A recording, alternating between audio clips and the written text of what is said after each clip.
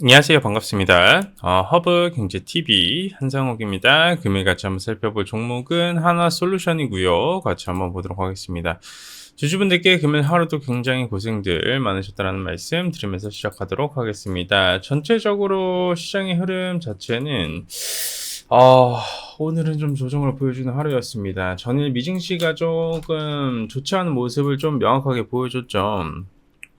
이 금리 관련된 이슈가 다시 한 번 더 시장에 부각을 받아줬고 좋지 않은 모습을 보여주고 있다 보니까 자연스럽게 좀 여파를 받아주는 그런 모습이었습니다. 이 부분에 대한 제가 설명과 해석도 오늘 좀 같이 해드릴 수 있도록 할게요. 코스피는 일단 마이너스 1% 하락에 코스닥도 마이너스 0.79% 정도 하락을 해나가고 있어요. 그러다 보니까 자연스럽게 양매도 물량도 이렇게 1조 넘게 나와주고 있고, 선물시장 하방이었고, 달러 선물시장도 긍정적이었습니다.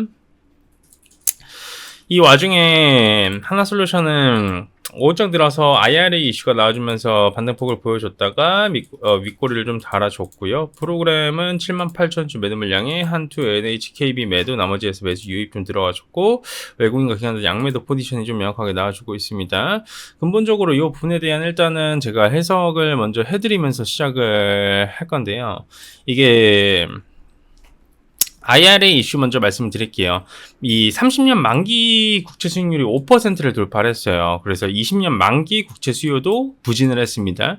30년 만기 국채 수익률이 5.08% 이상으로 올라가면서 23년도 고점 이후 최고치를 달성했습니다.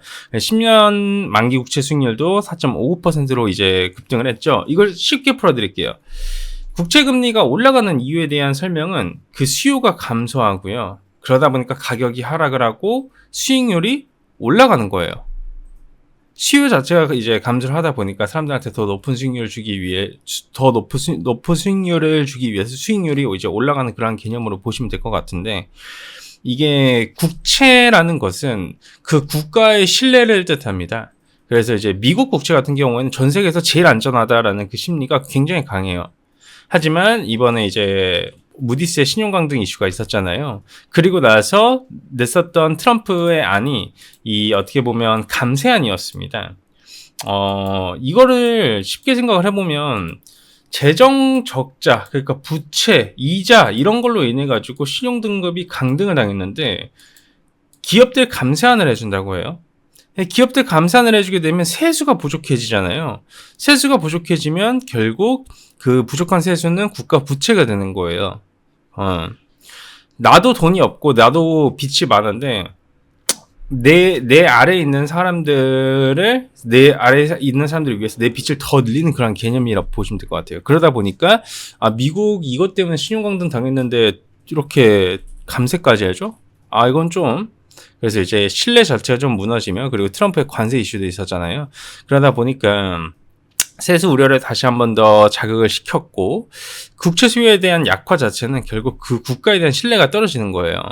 이 최근 그 20년 만기 국채 입찰 결과가 매우 부진했어요. 어느 정도였냐면 국채를 사려고 하는 자리가 비어있다라는 말도 굉장히 많이 돌았습니다. 그러다 보니까 이 한 턴 좀 충격을 줬다라고 보시면 될 것 같고요. 그래서 이제 이 부분에 대해서도 제가 추가적으로 설명드리자면, 이걸로 빠진다? 오히려 매수의 기회다. 여러분, 미국이 부채 많은 거는 지나가던 강하지도 않은 이슈입니다. 그죠? 하지만 감세 이슈로 인해 가지고 이게 더 악화가 된다? 과거 이제 영국발 이슈가 하나 터졌었는데 그때와는 사실 상황이 좀 다르죠. 미국 같은 경우에는 감세안을 내게 되면 기업들이 그 감세로 인해서 세금을 덜 내고 더 많은 투자를 하고 더 많은 주주 환원을 하고, 그로 인해서 경기의 활력은 늘어나겠죠.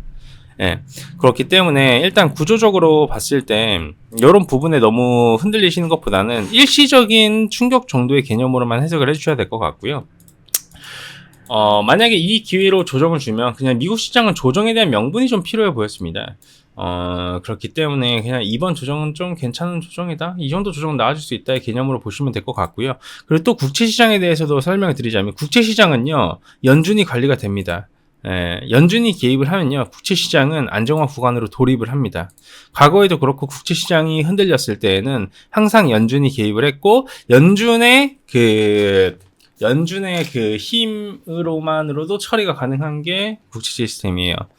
예, 그리고 과거에도 증명이 되었고 국채의 그 규모 크기 자체가 컨트롤이 안 되는 규모가 아니기 때문에 걱정하지 않으셔도 된다. 오히려 기회다 정도 보시면 될 것 같고요.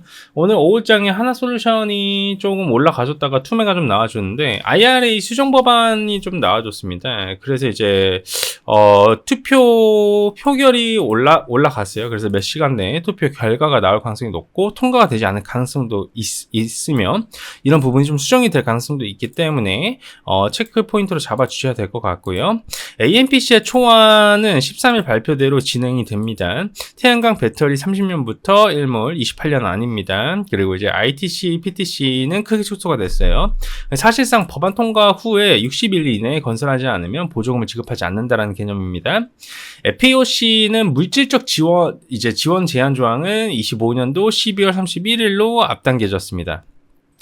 뭐 이런 주택용 청정 에너지 세액 공제 이슈와 전력 생산 세액 공제 이슈와 FEOC는 북한, 중국, 러시아, 이란 이런 부분이 좀 적용이 되죠. 이런 디벨로퍼 입장에서는 비용 부담이 커지게 되면 비용 부담이 커질 수밖에 없고요. TPO 사업 모델의 이제 보조금 수치도 좀 어려워질 수 있습니다. 그리고 이제 첨단제조 세액공제 AMPC 이 부분에 대해서 우리는 좀 볼 필요가 있어요. 태양광, 배터리. 그래서 기존 30년 75%, 31년이 50%, 32년이 25%, 34년 0%까지 해가지고 공제를 폐지를 합니다. 그렇기 때문에 28년부터 공제 폐지는 공통적으로 좀 적용이 되고요. 28년부터 세공제 양도 폐지도 진행이 됩니다. FEOC는 적용이 되고요. 그래서 FEOC 관련돼서 이제 브리핑을 좀 드리자면 FEOC는 이런 부품이나 광물이나 설계를 받는 구성 요소가 공제가 불가능하게 돼요. 이 부분 좀 삭제가 됐고요.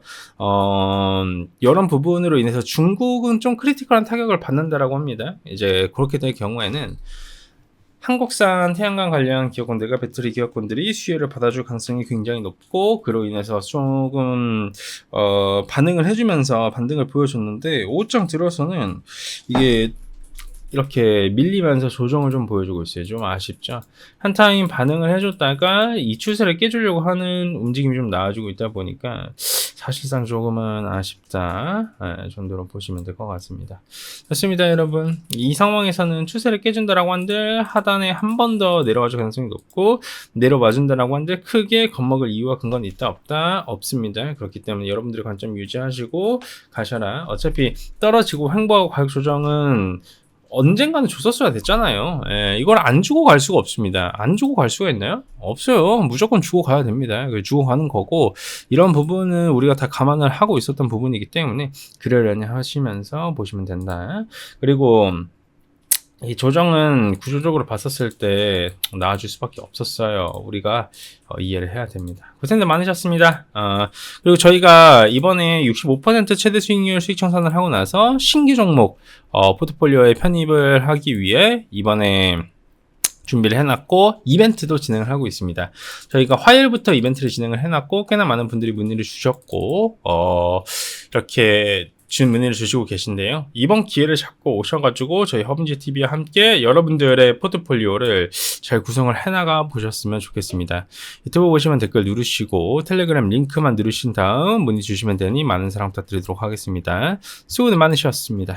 감사합니다.